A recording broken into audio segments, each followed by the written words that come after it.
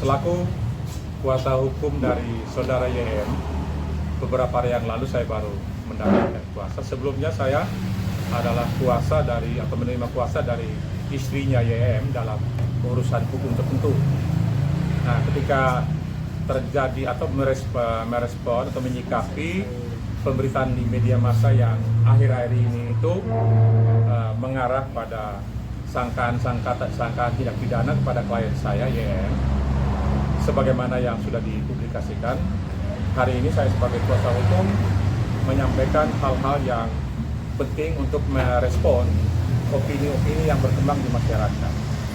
Yang pertama adalah apapun yang disebutkan atau disiarkan itu adalah konten-konten yang punya muatan hukum, dugaan tindak pidana yang harus diselesaikan secara hukum pula. Yang kedua,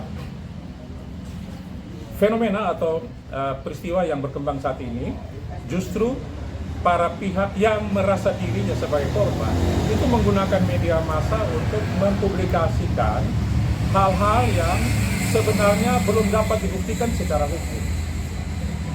Sikap atau tindakan seperti ini itu memiliki tendensi untuk mempermalukan klien saya.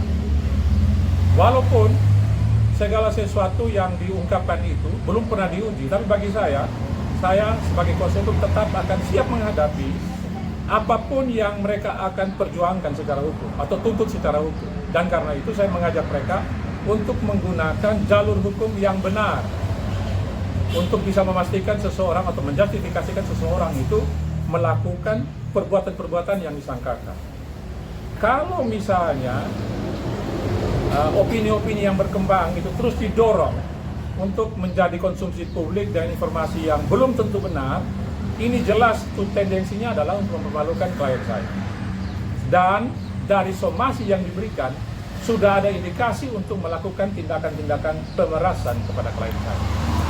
Dan karena itu, silakan saja menggunakan jalur hukum yang benar. Saya dan klien saya siap hadapi semua informasi, semua bukti-bukti yang sudah diserahkan kepada saya. Saya telah melakukan analisis secara hukum dan itu semua menjadi bukti yang saya akan ajukan ketika mereka mengambil langkah hukum. Saya tetap akan mempertahankan hak daripada klien saya. Kalaupun dia salah, gitu, hanya salah oleh karena putusan hukum, bukan oleh opini-opini yang dikembangkan itu. Dua hal ini saja yang paling penting untuk saya sampaikan. Terima kasih.